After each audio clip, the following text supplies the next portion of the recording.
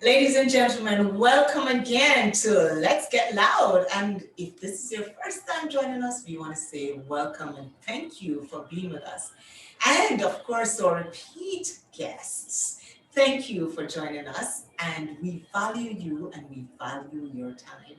You're hearing the story of Mona Lisa, whose dream of becoming a hairdresser was thwarted by her mom. But amidst all of that obstacle, she managed to climb out and she got to come to Cayman because of a friend that she met. And now, ladies and gentlemen, you will hear about the pain of giving birth to purpose that she endured when she got to the Cayman Islands. Ladies and gentlemen, may I present to you Mona Money Lisa. Hey Mona! Thank you again for being on Let's Get Loud and for sharing your story.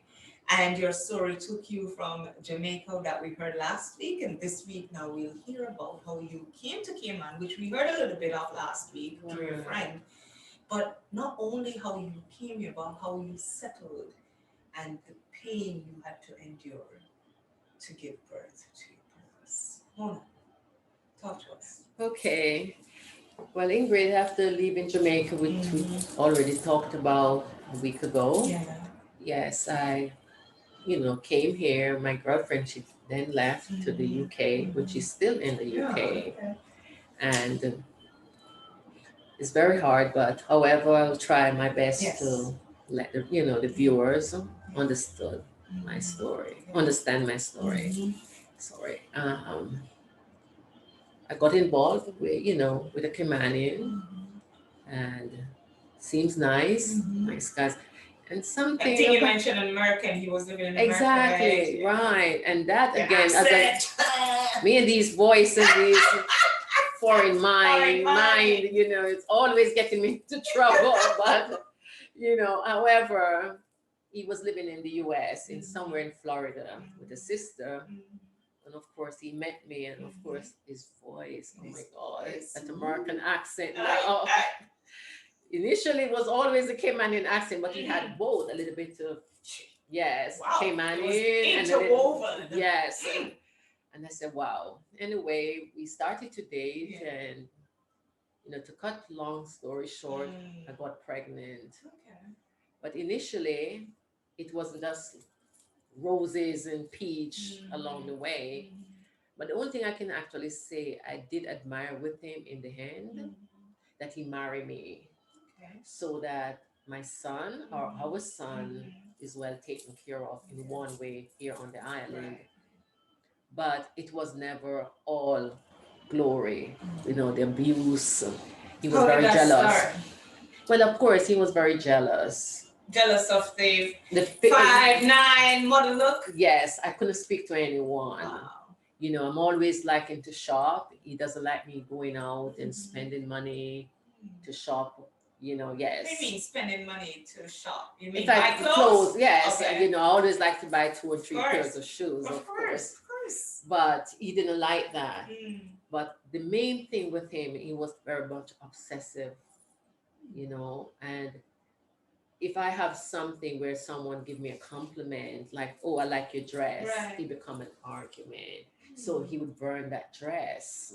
Hold on. Yes. Burn as in light a fire and burn. Yes, yes. Or my shoe, he would take a machete and he would chop the heels. Because of course, And these are high stilettos. And because I'm already tall, it's like when you see me walking, it's like you have to really look. the Eiffel Tower. Yes. Anything, Or the Twin Tower. Right. And so he didn't like that. So him having my baby was good for me, but at the same time, it's like, oh, you're spending too much money. You need to, and it's my own money that I'm working, and I have a job, so I have to still look good, going to work, dress properly, appropriate for my job. Right. We didn't wear a uniform. Right. Well, you could say, okay, you have a uniform. So every so often, I would buy myself, exactly, and he didn't like that. Then, of course, drug was also a part of it as well. Drugs. Yes, he was an abuser with drugs. You didn't And notice? no, he wasn't. He didn't show that side of him. until afterwards. And I did not raise up this way Mm. where drugs was a play in my family. So therefore, I was wasn't all going new. on. Yes, It it was was all new because he wasn't never nice anymore. All these aggression were just coming out. You always want to fight. So what did you do? I divorced him because there was But no before way. you got to divorce, how long did you stay? I actually stayed in the marriage for a year and a half. Oh, it wasn't that long. No. But how long before you got married were you with him? Did you see? I Did you see him never. before? No. It's just after. I was with him for like 2.5 years. Right. Yeah. I didn't see that side of him. Mhm. He became very lazy as well. Lazy in Not terms want to of- work. Really? Doesn't want to work. Yes, he'll get a job today and Uh-huh. tomorrow at the end of the week. Once he get paid, he doesn't go back. What? Yes, and so that was the pattern because he was taking his money to buy Buy the drugs. drugs. Yes, and then he Mhm. couldn't wake up To go to work. You Oh. see, so I had to be the breadwinner So- to do everything. Other than the breadwinner, did you feel scared for your son in the sense Well, that yes, as a he's young around drugs? well, as I said before, I didn't know in the beginning Right. that he was abusive. He was using drugs, so he was a drug abuser because he's drinking, he's taking hardcore drugs, not just ganja, but cocaine and mixing. So, of course, when he's all high, then of course, that's where the argument comes in. You want to fight. So did you physically fight him or anything? We both like fight. We're always Really? fighting. Yes. So you because fight? I fight back because I have to protect myself because I don't know what he's gonna do to me when he's really high, when he's under the influence, So I said, I cannot take this anymore. I cannot stay into it. So what were some of the things he did to you? When you said you fight, what did you do? I would just come in from work and he want to know what I did throughout the day. I'm at work. I just leave from Right. work. Again, jealousy as well, because again, I'm out working. He Right. doesn't know after work what I do. But of Right. course, I just leave work, sometimes work overtime. Mhm. I'm coming home, you know Right. what I mean? Sometimes he himself is under the influence that he doesn't pick up the child from preschool, from Daycare. daycare, Mhm. So of course, and I didn't have a car back then. Wow. I had to How did you walk, pick up my In son stilettos? in stiletto. Girl, always you struck in the work cat- in stilettos. Yes, like I'm on the catwalk. Oh, Yes, Lord. Yeah. So I'd pick up my son. Mm. Sometimes my girlfriend would pick me up, pick up the Right, baby with me, right. take me home. Yeah. And again, the argument, it was always argumentative. No. Were you scared to go home? Yes and no, because if they see the child, he wouldn't want to do that in front of the child. Okay. But sometimes when it becomes Interesting. really physical, and of course, pots and pans, everything, the child wakes up or came out of his room Right. and just stand there at the door, frightened for his mom. So when I see that and I realize that this was happening, I had to say to myself, status or not status, which is Kemanian Right. status once one's married to Right. Kemanian, you're given that opportunity. Mhm. I didn't want that. I didn't care for the status because I have to protect my son. And once my dad was here, he also said to my dad once, right in front of him. Oh yeah, right. Because so when Yeah. your dad came, did your dad live with you? Yes, he stayed with So me. did your dad see any of this happening? Yes, and he told my dad that he's gonna chop me up, he's gonna kill me, put me into a black bag, and put me onto Air Jamaica. Yeah, What did daddy do? that's one of the many reasons my dad said you cannot stay into this. And I said, Dad, don't worry, this will happen very soon. Yeah. So I got out of it. How did you get out? Because I know to be in an abusive situation is sometimes hard, not only physically, but emotionally and financially. And that's why a lot of people stay. They stay because of their kid or they stay because they can't make it on their own. So how Yeah. did you make it? Well, I was working with the government at the time at the police licensing department. And the police station is right there. Right. We share the same compound. Right. They were actually like the boss. Mhm. So I was more of civilian Right. for the police department. And when the reports Mm. would come in and the police would come to the house Right. and see what's going on, Right. one of the officers said, "You cannot continue to be calling us. Mm. You have to decide what So you're how often do doing." you call the Sometimes all 3 times a week. Sometimes I can go to work because I was You're so, disfigured? yes, you know, You want to stop for a little bit? Or? yeah.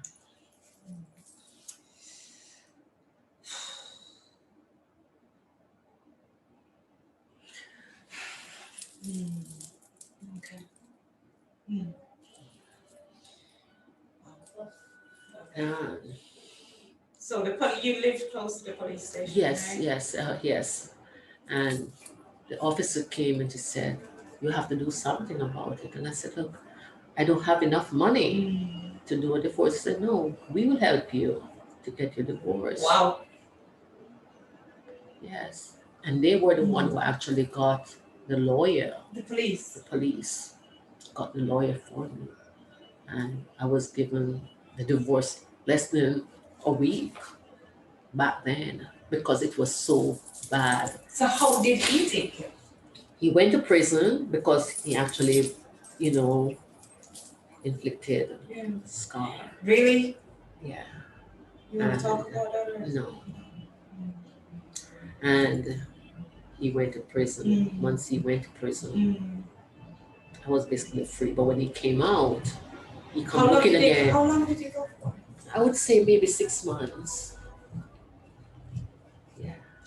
So when he came out, what happened? He came back trying to, yeah, he came to my workplace. Okay. Yes, and say he want to make up with me. Really? And although we divorced, we can try again. I said, "You're crazy." He Mm. brought me flowers and Yeah, he did what a typical abuser does, Yeah. right? Try to And sweet talk you. exactly. But I'd make up my mind because Good. I wasn't going to go back into that. You touch on something that a lot of people don't realize, making up your mind. Because when somebody finds themselves in an abusive situation, some people leave, but they come back Yeah. because they have not made the decision mentally. But the thing is this, Ingrid, is that some people may stay in it and they're killed and they cannot tell their story. But my dad, that was his little girl, his first child, and he saw that. And when he spoke to me, I had to listen. It's like I was a child again to him, And I said, "Daddy, don't worry. I will do this." And that is one of the many reasons. It's not maybe you wouldn't have the chance to know me. Maybe I wouldn't be here to make people beautiful. I know. You who wanted to make people beautiful was being torn down. I had to do this for my son. Yeah.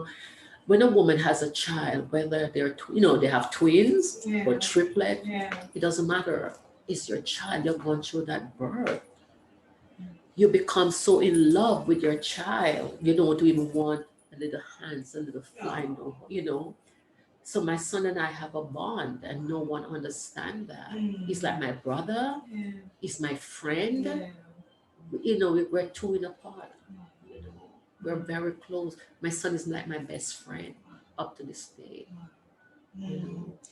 So after he came out and tried to woo you back, what happened after that? What happened to you?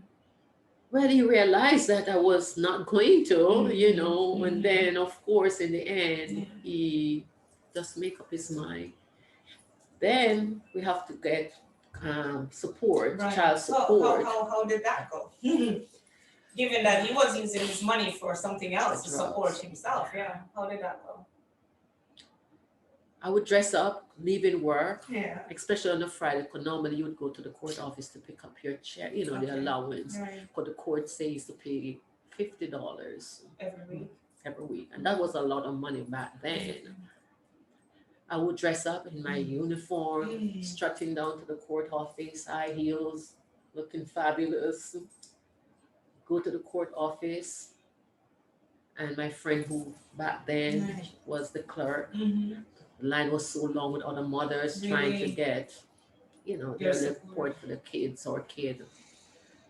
And she would recognize me because, of course, I'm tall. Tall, 5'9", thank God Yeah. for the height and the Yeah, sweaters. she would say, make reckon to me, Right. and I understood, and I said, again, no money.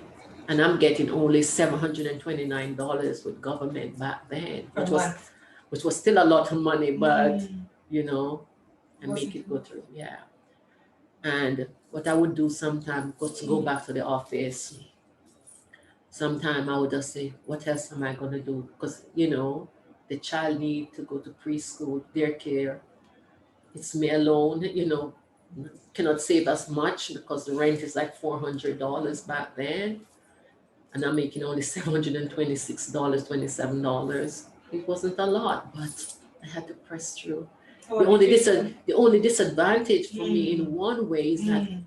I didn't have a daughter, and that's the only regret. When I say regret, Right. I would at the time I said, "Oh my God, if I had a daughter, I could cut my dress Oh. and make little." Because I'm very good with sewing, yes, designing things. I would have a little mini me, cut my clothes and make, And make you. a dress for my Yeah. child. Yeah. But my Had a sister is boy. a boy. How the hell am I going to do this? And what even make it worse is that this was the last time I decided, you know what, my pride, I cannot take this. This is enough for me. I'm not going to go back to the court office and ask for no money or ask if there's any money there because every week I'm going like, like an Yeah. idiot going to get this $50, which was That was never there. it was never there. Or I had to take a stand, and say enough is enough. Because when I went, the last time that I made that stand, when I went, nothing but what made me come to realize that enough is enough, Yeah. and I'm gonna just move on Right. without his $50. And I say I shouldn't have to even go through this, knowing that we both make a child together, and all the burden is upon me, and you're making life more easier for yourself, Yeah. doing your thing, but I have a child that I have to make sure is taken care Yeah. of. I went there at the court office on a Friday, and this is like today, like yesterday. I can Yeah. remember it Yeah. just as it happened. And she said nothing. And I said, I'm not going to even make a report. I'm going to just do what I have to do best. It was raining, no money, and the baby need diapers, disposable diapers. We used to call them Pampers. Pampers.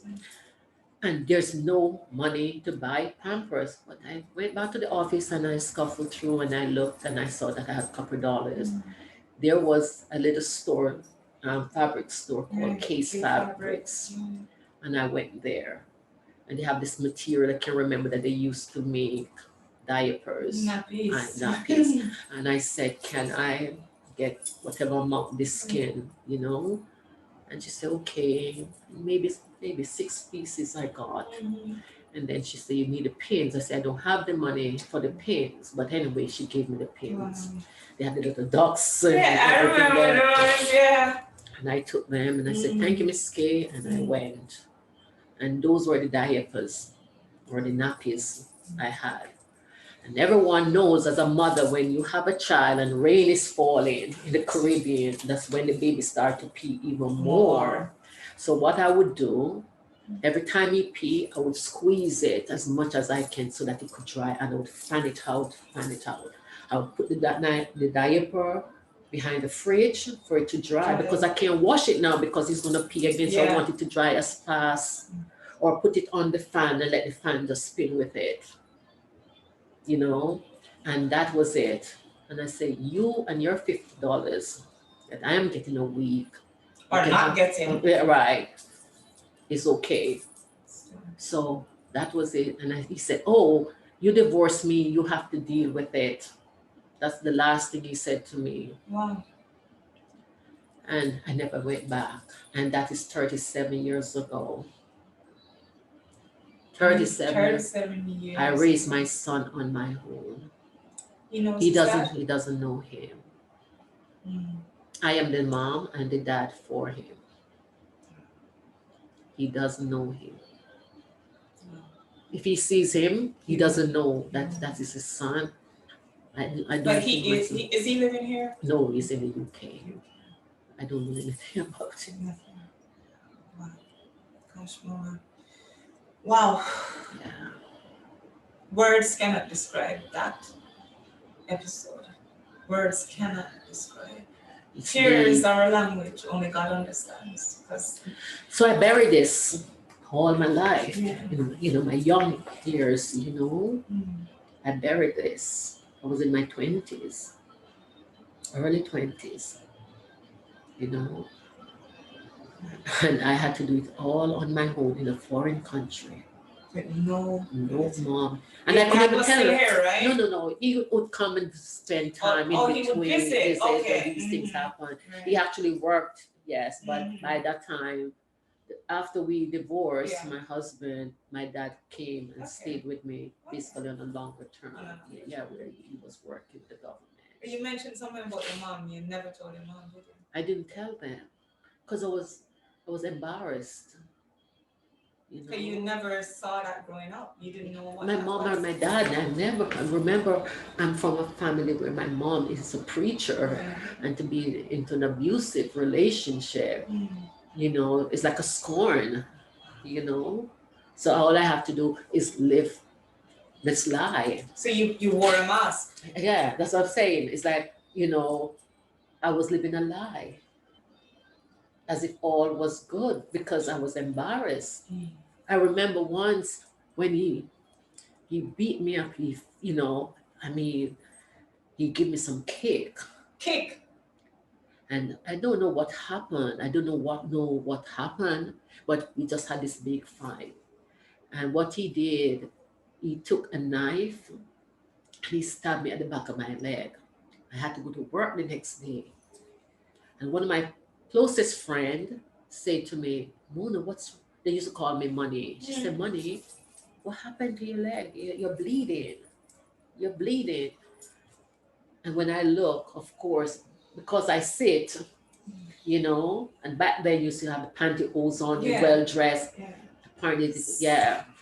And it stuck to it because I was sitting. And when I got up, I started to bleed. And that's what my co-workers, they could not believe. That's what I'm saying. I was living this lie. They didn't know what I was going through, because I would cover up all these things with makeup and long sleeve. And then, of course, my best friend at the time, she, I sought to let her in and she realized what was happening, that he also, in the end, even before we divorced, he beat him so badly. He beat the baby. Yeah, my son became a statistic. Yes, he became a statistic because when I came home, my girlfriend, she said, "How did I running out to say, mommy?"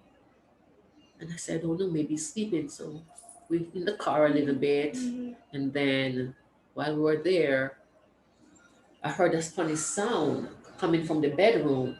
First, he had the windows and the doors wide open, air conditioned going, so you know how much money that was for the bill, and he's not even contributing. So when I got in, I realized that the baby was in the room, in the bedroom, but he had a little, we call it temper. He was crying, and I wonder what is going on. And when I went in, my son was also abused by him. So all of these things put together, why I had to get out of this marriage. It was never about me anymore. The moment you put your hand on our child or my child that I gave birth to, I'm gonna get out of this because me can't fight him because when he's under the influence, he was a different person. Totally, it was like a monster. It's like I'm seeing the devil. It's like I'm seeing somebody else. It's not him. When he's good and calm, everything. So when I look at it, I say, this is really an abuse. He's beating up on me, but it's the worst part when you're beating up on your child. A young baby that didn't do anything wrong to you, but again, he's under the influence. And he burned him with a cigarette. He burned him. And that's why my son was into this temper crying, crying, crying. I called the police. Right. Well, actually, the hospital. I don't think it was 911 then. It Mm. was another number, Right. but I called and I told them what had happened. That I just came in from work and I saw my baby in the state. But he was so smart for me, my son. He was so smart for me. He was small. No one could do anything that he doesn't remember. He remembered every detail. And I said, baby, what happened? And he told me, he said, mommy, I'm taking cornflakes and it fell. And daddy burned me with a cigarette. Burn him, and beat him up. So I had to call the police and they came, went to the hospital, and the doctor refused to take care of him at the moment because they wanted to have pictures Pictures, proof. Yeah. And they took the pictures and then they called the police. Because by the time I called them, the police took long to reach Right. there because where I was living was very close Right. to the hospital. Right. And the doctor, as I said, refused to take care of him right then and there. And the police didn't ask me anything. They asked my son. At the age of 1.5 years old, my son gave the police basically the report of what transpired there. And years later, when they had a segment here on the television, and the police officer, woman officer, she went on to the interview and was talking about abuse. And again, this was the first recorded history in the Cayman Island for child abuse, where a father beat up his child in the way in which, yes. I was watching TV and the actual segment, and there it was. And she said she called me to let me know that it was going to be heard. But apparently, for whatever reason, I was working, so I didn't. And they repeated and saw it again. And that as well, just bring back the old memory, open up the wound, just like what's happening here now. I try to sweep it, hide it, and just say, that's my life, it's buried, never to be open, but I'm here to tell my story.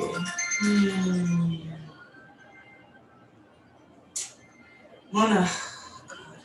Yeah. Yeah.